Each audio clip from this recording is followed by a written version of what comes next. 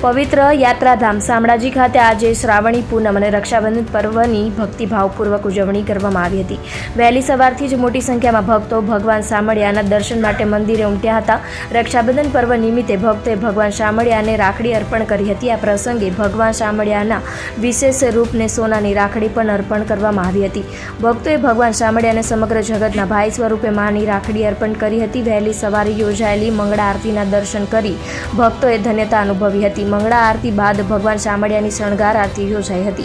શ્રાવણી પૂનમ નિમિત્તે ભગવાન શામળિયાને આજે વિશેષ અને અનોખો શણગાર કરવામાં આવ્યો હતો।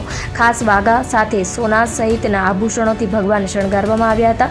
દિવસ દરમિયાન ભગવાન શામળિયાજીના વિવિધ મનોરથના દર્શનનો ભક્તોને લાભ મેળવ્યો હતો। રક્ષાબંધન અને શ્રાવણી પૂનમના પવિત્ર પર્વને લઈ સમગ્ર શામળાજી ધામમાં ભક્તિમય માહોલ જોવા મળ્યો હતો। રિપોર્ટર જયદીપ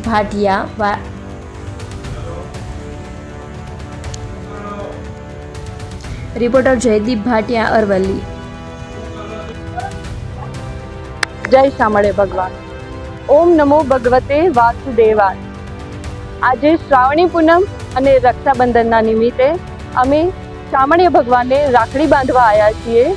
જે શામળિયા ભગવાન સર્વના ભાઈ છે, એ આપણી રક્ષા કરે છે, એટલે બહેન તરીકે મારી ફરજ છે કે હું એમને રાખડી બાંધવા માટે આવું। આજે અમે આવ્યા છીએ, સાથે બહુ બધા ભક્તો આવ્યા છીએ। અંદર બહુ સુંદર શણગાર કર્યો છે, શામળિયા ભગવાનનો શણગાર કર્યો છે અને અહીંયા બહુ બધા ભક્તો છે।